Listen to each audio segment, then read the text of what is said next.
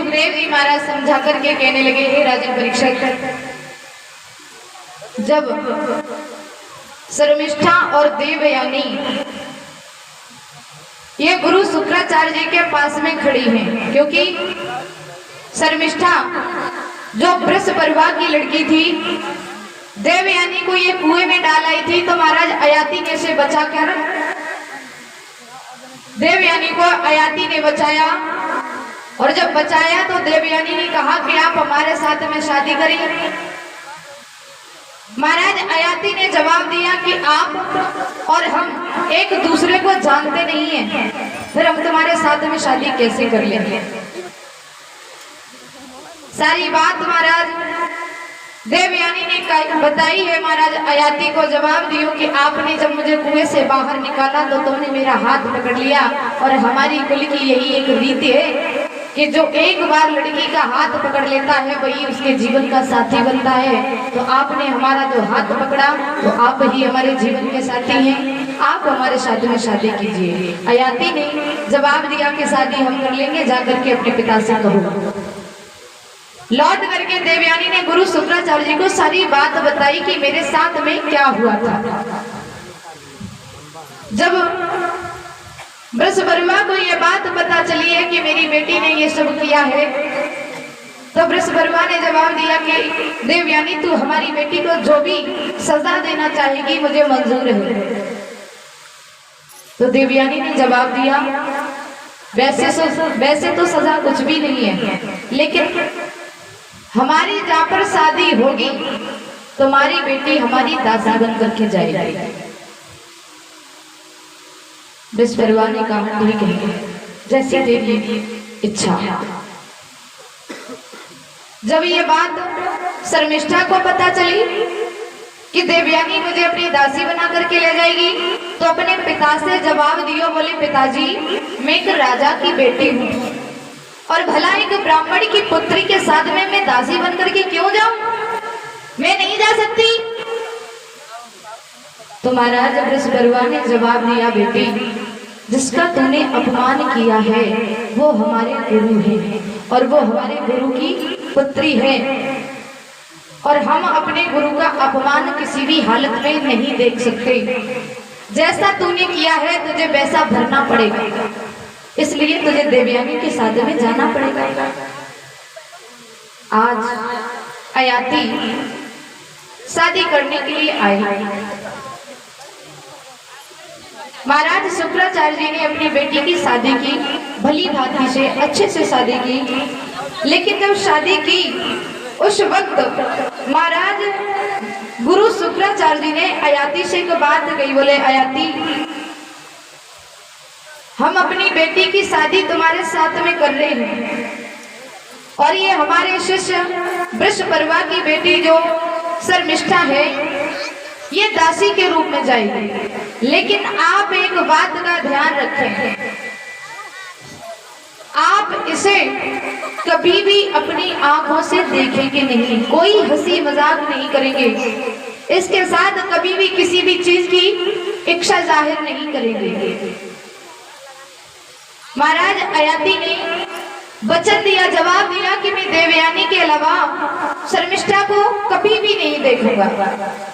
लेकिन यहाँ पर परीक्षित जी को थोड़ी शंका हुई। परीक्षित जी को शंका हुई, जवाब दियो, एक बात बताओ। सुखदेव जी से कहा, सवाल किया, कहा एक बात बताओ, अयाति तो क्षत्रिय वंश में थे ना, वो तो क्षत्रिय थे, फिर ब्राह्मण की लड़की के साथ में अयाति की शादी कैसे हुई? कृपया करके आप हमें बताएं। तो सुखदेव जी ने जवाब दिया, सुनो परीक्षित, अयाति की शादी इसलिए हुई है देवयानी के साथ में क्योंकि एक बार महाराज जो देवों के गुरु थे बृहस्पति जी, इनका लड़का था जिसका नाम था कच्छ। ये कच्छ एक बार गुरु शुक्राचार्य जी के पास संजीवनी विद्या सीखने के लिए आया था। शिक्षा इसकी पूर्ण भी हो गई। जब ये कच्छ जा रहा था तो देवयानी ने कच्छ को रोका और जवाब दिया, सुनो हम तुम्हें बड़ा ही प्रेम करते हैं, आप दिखने में बड़े ही सुंदर हो, अच्छे लग रहे हो। आप एक काम कीजिए, हमारे साथ में विवाह कर लीजिए, क्योंकि हम आपसे बहुत प्रेम करते हैं। जिस दिन से आप आई हो ना, उस दिन से हम आपको देख रहे हैं। हम तो आपको इतना भाव दे रहे हैं, लेकिन आप हमारी तरफ देखते भी नहीं है। आज आप जा रहे हो, लेकिन हमारा मन कर रहा है कि आप हमारी एक बात सुने और हमारे साथ में शादी कर लें। जैसे ये बात कक्ष ने सुनी तो कक्ष ने जवाब दिया शर्मिष्ठा देवयानी से, कहा देवयानी तुम हमारे गुरु की पुत्री हो, यानी कि हमारी बहन के समान, और ऐसी बात कहते हुए तुम्हें शर्म नहीं आई? मैंने तुम्हें कभी उस नजर से नहीं देखा, न जाने तुम्हारे मन में हमारे लिए क्या भाव है।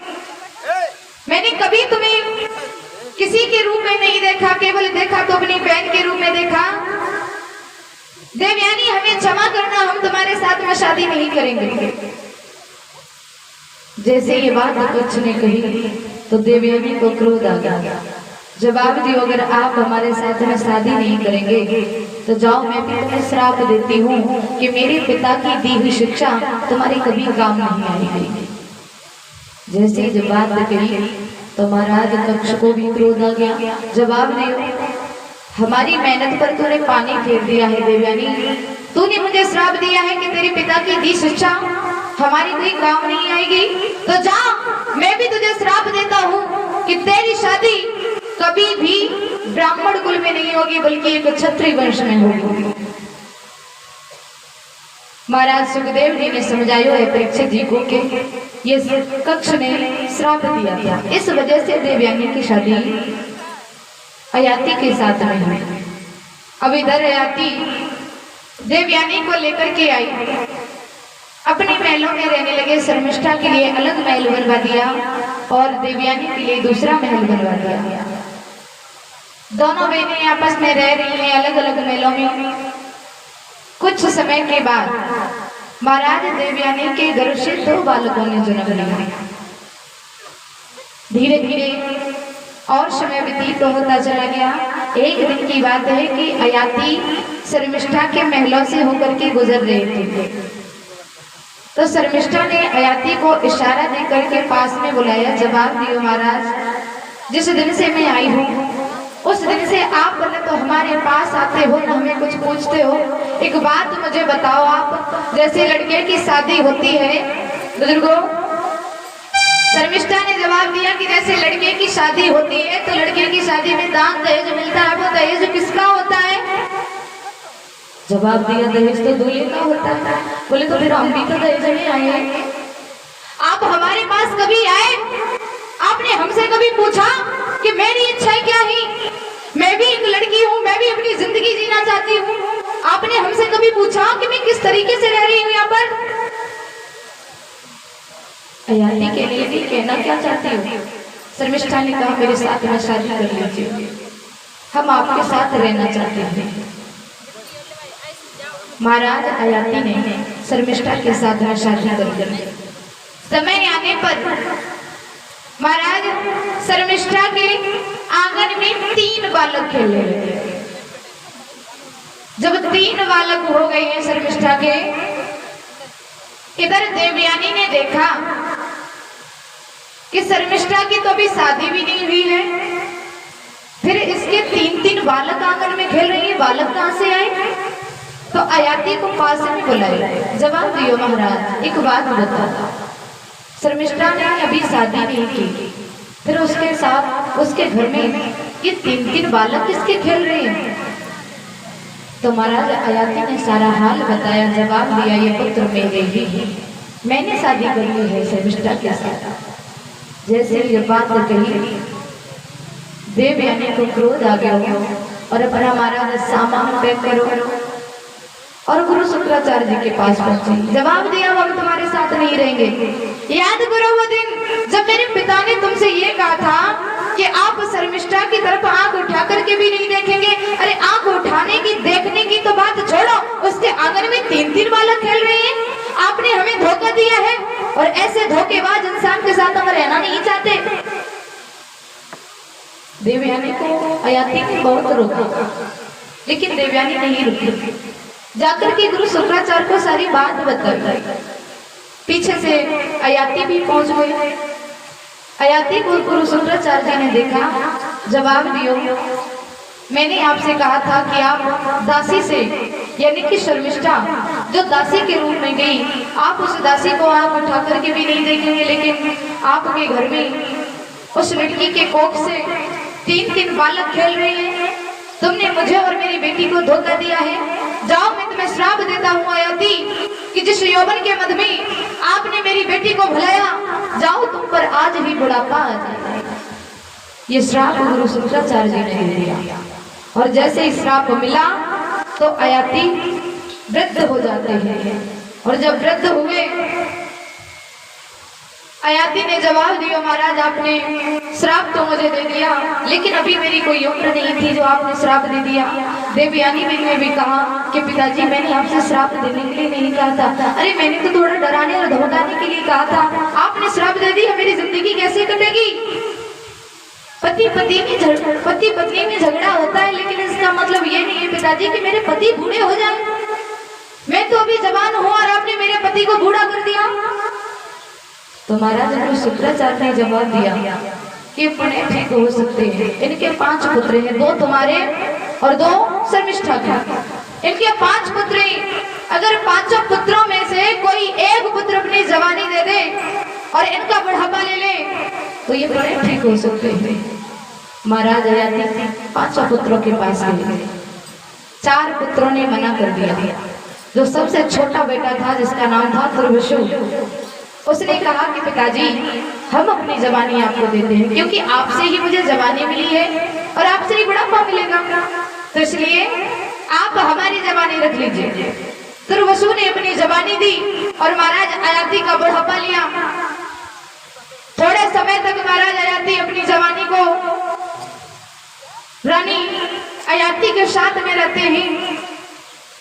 कुछ समय के बाद महाराज नारद जी आए। नारद जी ने जवाब दिया, एक बात बताओ, जिसकी खेलने खाने की उम्र है आप उसे तो अपना बुढ़ापा दे करके बड़े मजे से रह रहे हो। उस बालक को पूछो कि वो बुढ़ापा झेल रहा है और आप उसकी जवानी झेल रही हैं, आप कैसे पिता ही। नारद जी ने अयाति को उपदेश दिए, ज्ञान दिया, तो महाराज अयाति के समझ में आ जाता है। और सबसे छोटा पुत्र जो दुर्वसु, जिसकी जवानी ली थी, उस बेटे को पास में बुलाया, जवाब दिया, लाला हमसे बहुत बड़ी गलती हो गई जो मैंने तुम्हारी जवानी ली और अपना बुढ़ापा तुम्हें दिया।